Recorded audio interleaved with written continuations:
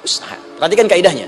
Allah tidak mungkin menguji seorang hamba di luar batas kemampuannya. Jadi kalau kita sedang punya ujian di rumah kah, pekerjaan kah, kehidupan sosial kah, sebesar apapun ujian itu, kata Allah, memang karena Anda yang sanggup. Kalau nggak sanggup nggak akan diuji. Di ujian itu berbanding lurus dengan kemampuan. Mustahil seorang hamba diuji di luar batas kemampuannya. Jadi kalau Anda sekarang pun sedang punya masalah sebesar apapun, kata Allah, memang cuma kamu yang sanggup, yang lain tidak. Maka jangan mengeluh. Jangan Anda katakan, ya Allah, why me? Kenapa saya? Kata Allah, why not? Memang kamu yang mampu, yang lain tidak. Nah, ketika Anda bisa menerima itu dengan sabar, baru datang kalimat kedua, wassalah. Kemudian datang tunaikan sholat dan mintakan solusi kepadaku lewat sholat. Ya, sedikit ya, lihat sini. Saya berikan sedikit uraian Al-Quran. Saya boleh menulis sini. Asta'inu. Lihat sini. Kata Allah, jika Anda punya persoalan dalam hidup, maka mintakan solusi. Terima dulu masalahnya dengan sabar, karena kita dipercaya oleh Allah. Gini cara memahaminya, Allah aja percaya dengan kita. Masa kita nggak percaya diri? Allah yakin dengan kita, kita mampu. Masa kita nggak yakin? Terima dengan sabar, kemudian wassalah, mintakan solusinya lewat salat. Kata perintahnya dibuka dengan kalimat wasta'in. Kalau kita ingin rubah kata perintah ini, fi'il amr, ingin dirubah ke dalam bentuk permohonan, minta, maka rubah kalimatnya menjadi nasta'in. Lihat, nasta'in. Baik, wasta'inu, kata Allah, kalian punya persoalan, ayo minta solusi padaku. Terus kita pengen minta, ya Allah, kami ingin minta. Maka dalam bahasa Arab, kalau kita ingin merubah kalimat ini ke dalam bentuk permintaan, kita katakan nasta'in. Saya tanya pada Anda, pernah nggak dalam sholat kita mengucapkan kalimat nasta'in? Ada? Masih ingat? Baik, apa kalimatnya?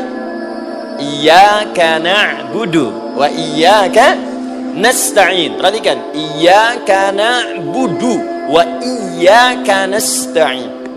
Iyyaka na'budu, iyyaka, ya Allah, Engkau perintahkan aku untuk ibadah.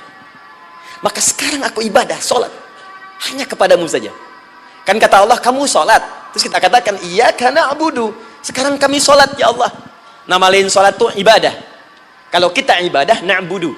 Dari mana tahunya nama lain salat ibadah? Quran surah ke-20 ayat ke-14. Fa'budni wa aqimis sholata li dzikri. Ibadah kepadaku caranya salat. Maka saat salat kita katakan iyyaka na'budu. Ya Allah, Engkau perintahkan aku untuk ibadah, sekarang aku ibadah. Wa iyyaka nasta'in. Dan sekarang aku sedang punya persoalan, ya Allah. Aku punya masalah. Aku punya problem. Dan aku yakin hanya Engkau yang pasti akan menyelesaikannya. Ketika Anda mengatakan iyyaka nasta'in, perhatikan hadis qudsinya. Hadisnya qudsi. Ya. Al-Imam Al-Bukhari meriwayatkan, Imam Muslim meriwayatkan, An-Nasa'i meriwayatkan dari sahabat Abu Hurairah radhiyallahu taala anhu. Ada lagi yang dari sahabatnya Anas bin Malik. Perhatikan kalimatnya.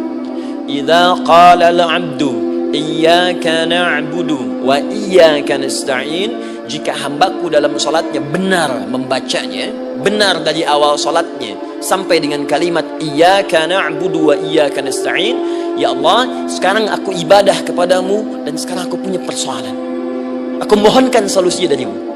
Kata Allah, hadza baini wa baina 'abdi, ini perjanjian antara aku dengan hambaku. Wali 'abdi, hadisnya qudsi, wali 'abdi, kalau hambaku benar salatnya sampai kalimat ini, ma sa'alah, apapun yang dia minta sekarang aku akan kabulkan.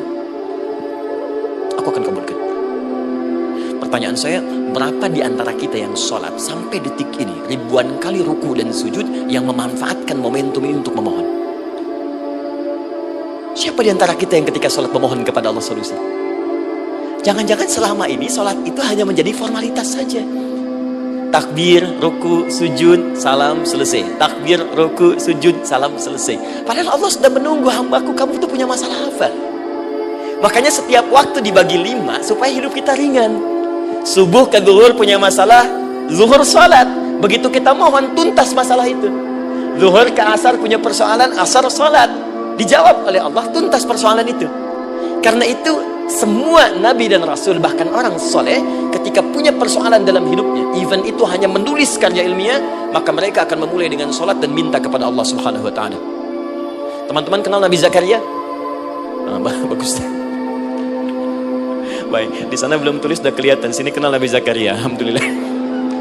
Tapi nggak apa-apa, saya ke Sukabumi Pak, ada yang kenal Fir'aun. Kenal Fir'aun, kenal, bagus. Baik, Sukabumi hubun dunia, suka itu hubun, bumi itu dunia. Baik. Teman-teman, Nabi Zakaria itu diuji oleh Allah. Maaf, belum punya keturunan. Dan semua nabi punya ujian. Jadi jangankan kita, nabi aja yang jelas surganya punya ujian. Ya, Anda pernah sakit, Nabi Ayub sakitnya lebih parah dari kita.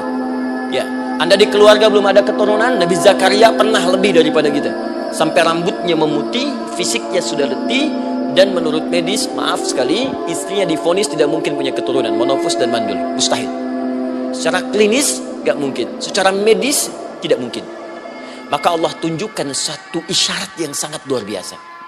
Jika Anda mendapati situasi makhluk mengatakan ini mustahil dan sudah angkat tangan, ini tanda pertama dari Allah, langsung tinggalkan pendapat manusia, langsung memohon kepada Allah.